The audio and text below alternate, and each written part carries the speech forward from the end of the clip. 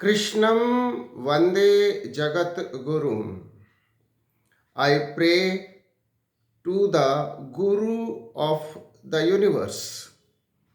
कृष्णम academy की ओर से Gita study की सीरीज में आज दूसरे अध्याय से श्लोक नंबर 11 है।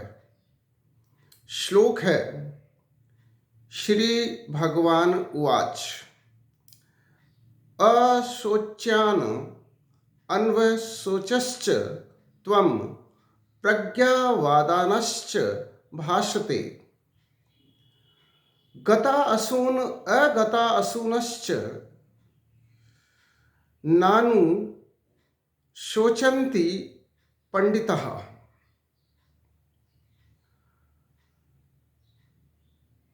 The Supreme Lord said, while you speak the words of wisdom, you are mourning for that which are not worthy of grief. The wise lament neither for the living nor for the dead. Shri भगवान अर्जुन से कहते हैं कि तुम बातें तो बुद्धिमत्ता पूर्वक कर रहे हो, परंतु उनके लिए शोक कर रहे हो जो शोक करने के योग्य नहीं हैं। और बुद्धिमान व्यक्ति तो ना जीवित प्राणी के लिए शोक करते हैं और ना ही मृत के लिए। गीता में ये पहली बार है जब दूसरे अध्याय के 11वें श्लोक में भगवान के मुखारबिंद से हम ये वचन सुनते हैं। अब तक हमने धृतराष्ट्र, संजय और अर्जुन को सुना और पिछले बहुत से श्लोकों में अर्जुन युद्ध नहीं करने के लिए जो तर्क वितर्क दे रहा है या जो नैरेटिव वह बनाना चाह रहा है, उस नैरेटिव को ध्वस्त करते हुए भगवान स्पष्ट रूप से कहते हैं कि हे अर्जुन, तुम्हारी बात करने की शैली तो विद्वानों जैसी है। ऐसा लगता है कि तुम बातें तो विद्वता पूर्वक कर रहे हो, लेकिन वास्तव में तुम उनके लिए शोक कर रहे हो, उनके लिए दुखी हो रहे हो जो शोक करने के योग्य नहीं है। और इसलिए तुम्हारे तर्क वितर्क मूर्खतापूर्ण है, क्योंकि बुद्धिमान व्यक्ति वह होता है जो ना तो जीवित प्राणी के लिए शोक करता है, neither lament for the living, और ना ही मृत्यु के लिए शोक करता है, nor lament for the dead. और तुम जो नैरेटिव बना रहे हो, जो तर्क वितर्क दे रहे हो और जो युद्ध ना करने की बात कर रहे हो, वे सभी बातें वास्तव में मूर्खतापूर्ण है।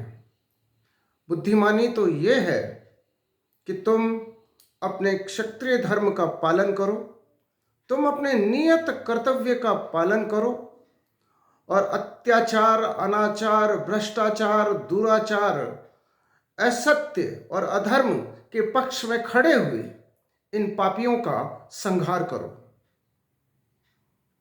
वास्तव में यही तुम्हारा कर्तव्य है और तुम्हें अपने कर्तव्य का पालन करना चाहिए।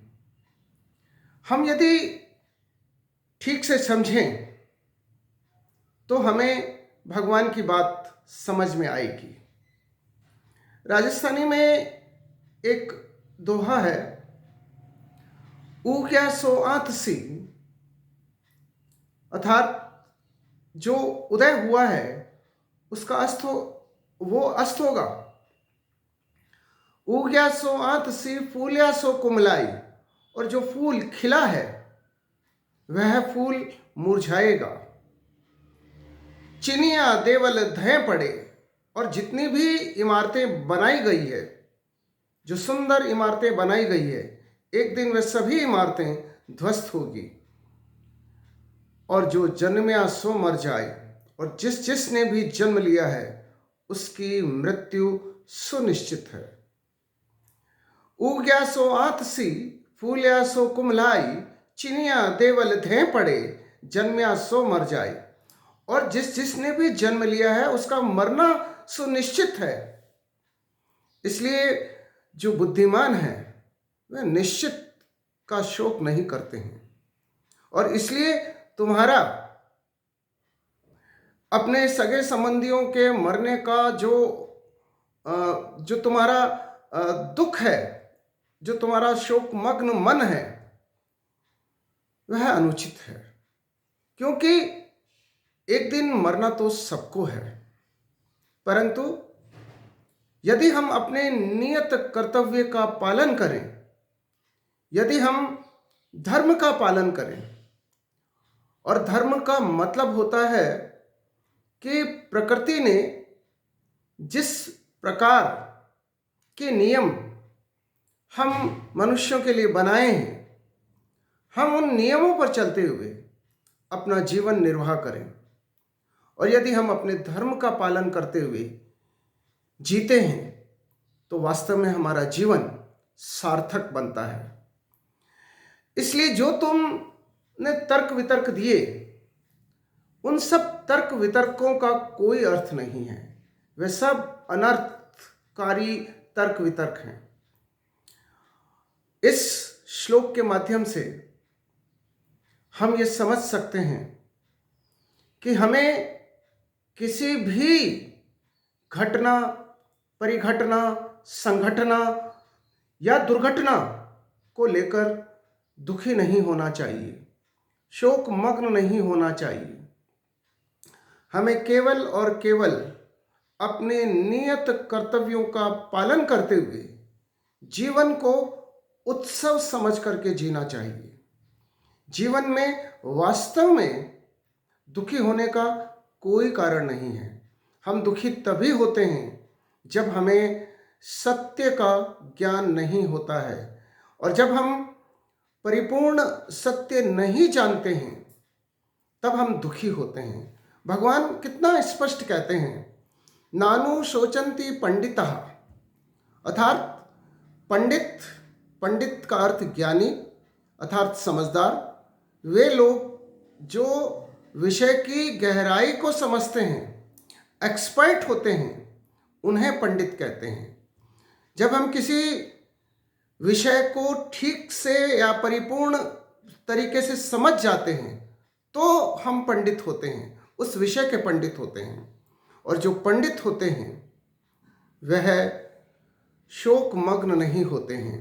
और इस श्लोक से हम अच्छे से समझें कि हमें नॉलेज इन टोटालिटी को एक्वायर करना है। और जब हम परिपूर्ण ज्ञान किसी वस्तु के बारे में, हम संपूर्ण विश्व के बारे में परिपूर्ण ज्ञान तो प्राप्त नहीं कर सकते, उतना समय हमारे जीवन में होता नहीं है, और उतनी क्षमता भी ईश्वर को छोड़कर, परमात्मा को छोड़कर किसी और प्राणी में होती नहीं है। लेकिन जो विषय हमारे संज्ञान में लाए जाते हैं, जो विषय हमारे जीवन जीने के लिए आवश्यक हैं, उन विषयों का यदि हम परिपूर्ण ज्ञान प्राप्त कर लेते हैं, यदि हम उन विषयों के पंडित बन जाते हैं, तो फिर हम ये समझ पाएंगे कि हमारे लिए शोक करने का कोई कारण नहीं है। और जब हम ये समझ जाएंगे कि जीवन शोक करने के लिए नहीं है, जीवन उत्सव मनाने के लिए है। तो निश्चित रूप से हम गीता के संदेश को भली भांति आत्मसात कर पाएंगे। जय श्री कृष्ण।